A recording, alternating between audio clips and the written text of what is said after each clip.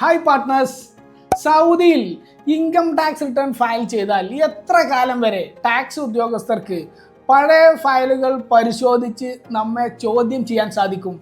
1 വർഷമോ അതോ കാലാകാലമോ? ഇന്നത്തെ സൊല്യൂഷൻ അതാണ്. സൗദി ഇൻകം ടാക്സ് നിയമത്തിലെ ആർട്ടിക്കിൾ 65 ഇതിന് കൃത്യമായ ഒരു സ്റ്റാറ്റ്യൂട്ടറി പീരിയഡ് വെക്കുന്നുണ്ട്.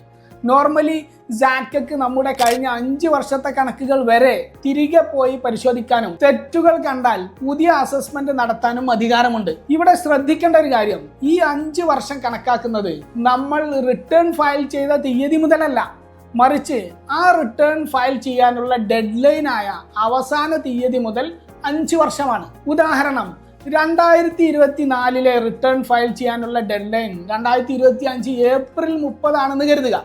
എങ്കിൽ 2030 ഏപ്രിൽ 30 വരെ സാറ്റ്ക്ക് ഈ ഫയൽ തുറന്ന് പരിശോധിക്കാം.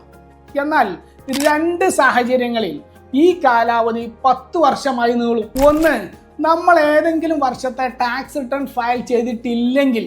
2, നമ്മൾ ഫയൽ ചെയ്ത റിട്ടേണിൽ അപൂർണമായതോ തെറ്റായതോ ആയ വിവരങ്ങൾ നൽകിയത് ടാക്സ് ഇവേഷൻ അഥവാ ടാക്സ് വെട്ടിപ്പ് എന്ന ലക്ഷ്യത്തോടെയാണെന്ന് തെളിഞ്ഞാൽ. ഇത്തരം സാഹചര്യങ്ങളിൽ 10 വർഷം വരെ പുറകിലത്തെ ഫയലുകൾ അവർക്ക് പരിശോധിക്കാൻ പറ്റും.